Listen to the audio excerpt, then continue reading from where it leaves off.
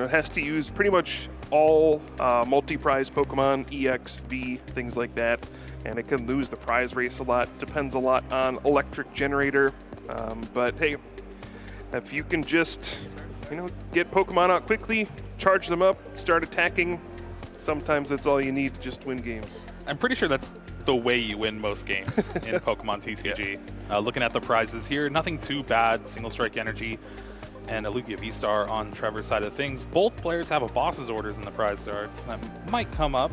That means you only have one throughout the rest of the game. Yeah, I think these are very interesting deck lists from both players, and we'll see it as we go through. Obviously, Trevor off of an incredible run at EUIC. A lot of the players who did well at EUIC are also doing well at this tournament. Alex, Trevor, both here trying to make another run at top 8. But here we go, kicking off round 13. We got a Miraidon EX on stream, Jeremy. Here we go. Tandem unit kicking things off. Almost started with the fleet footing, but you always want to search for those basic Pokemon first and then draw your cards. Look at that beautiful Mareep. Oh, yeah. Anytime you get a feature Mareep in the line, it's always pretty good. Flaffy is a little underrepresented for how good Dynamotor used to be as an ability. Yeah. So yeah, this is a wildly different list than the one we saw get top 8 at EUIC. That one was heavily based on, just turbo, Cram-O-Matics, just generator, just full steam ahead, a Regieleki VMAX, that kind of build. This is completely different. This has a pretty big Flaffy line. There we got the Magnezone V-Star, we got Raichu V, we got all sorts of stuff going on here. And even the trainer selection is very unique.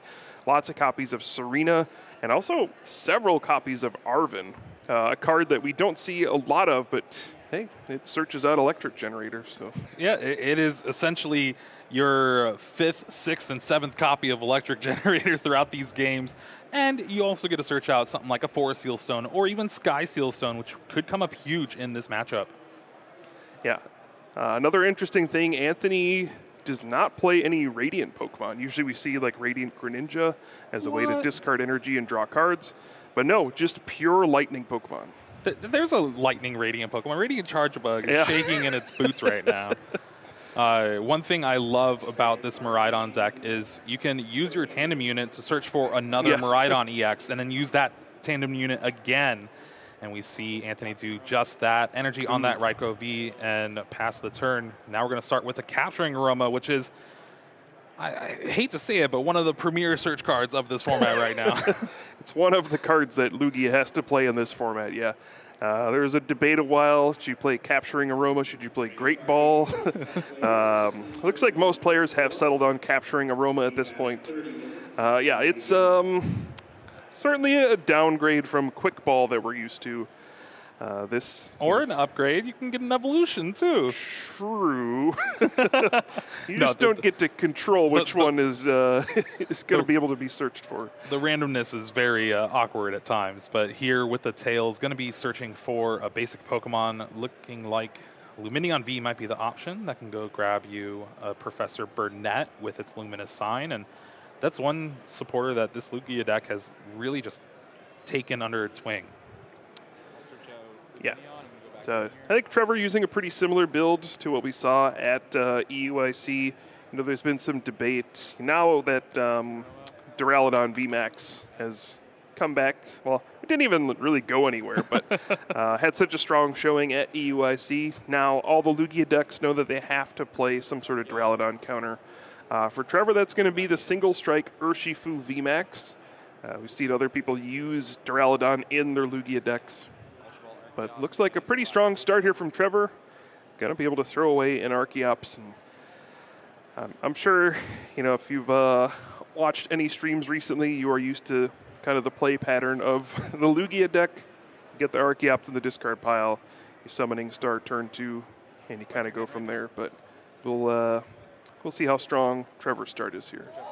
Well, I think it's strong enough to where you don't need a Professor Burnett this turn. I think we're eyeing down Professor's Research here with this Luminous Sign. Yep. Archeops in hand, one in the discard already. That's an easy 2 Archeops in the discard pile. Yeah. Now, the scary thing for Trevor is your opponent went first, already has an energy on the Raikou V. Of course, Lugia is weak to Lightning, so you pretty much have to put down a second Lugia V. Otherwise, your opponent could just knock it out, and you basically lose the game at that point. So Trevor is kind of starting off on the back foot because you have to put so many Pokemon V into play, and that's really where the Miraidon deck shines. It wants to be taking multiple prize cards with each knockout.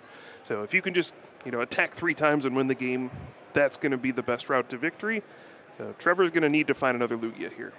And we saw Trevor discard the Gift Energy with Professor's Research, maybe hoping to draw something like that V-Guard Energy, just to kind of help this Lugia V stick around for a little bit, or even that Double Turbo Energy. Maybe you can even retreat. Looks like it. This is a terrifying situation. Trevor does have an Ultra Ball, but no supporter for the next turn. So if you Ultra Ball for another Lugia V, it means you might not have a V-Star on the following turn. So just going to go with the retreat and say, I hope you do not have a way to bring up my Lugia V and knock it out. Otherwise, we are probably moving on to game 2. Well, Anthony does play 6 ways to bring up Pokemon V on your opponent's side of the board. Whew. We'll have to see if he has it in hand. I don't think so. I don't think there's a supporter in hand. I think there's a Serena, but we'll see. Yeah. Anthony playing 4 Serena and 2 Boss's Orders. So Lugia V is not safe. Still have access to Fleet Footing as well, but here's the tandem unit. Going to fail to find. Yep. And you see Anthony keeping a bench spot open. Could have used tandem unit to fill the bench at any time, but there's really no rush to fill your bench with this deck because you have tandem unit. You can always just leave a spot open and be flexible on what you're going to do. Fleet Footing, drawing a card from the top of the deck. Ooh, that might be the end of this game. Serena bringing up the Lugia V. This is going to put Trevor back 2 turns at least. And Anthony is on the front foot here in the driver's seat. Yeah, that's just a devastating turn 2 knockout. Yeah, if you're Trevor, all you could do is wait another turn, right? You need to get another Lugia V out now and then hope that one doesn't get knocked out. And you're basically starting the game down at least 2 prize cards. If this Tyranitar V goes down, you're down 4 prize cards, and that's not a good position to be in. No, I'd say that's a losing position. Yeah. Yeah, typically, yes. Do have the V-Guard Energy, which can make it much harder to knock out Tyranitar V. So maybe Trevor thinking, this game is going on fast enough where I can afford to just take another turn before I scoop it up. Doesn't hurt. I guess the one benefit that Trevor does have is drawing the Nest Ball for turn meant you still have that Ultra Ball in hand for the V-Star next turn if this Lugia sticks around. And there's a Boss's Orders in hand off the top. Oh, no. Yep. When you play 6 outs to chase down Lugia V, you're going to have one a lot of the time. Ultra Ball here, going to discard a Lightning Energy. Yep. Maybe a Mareep.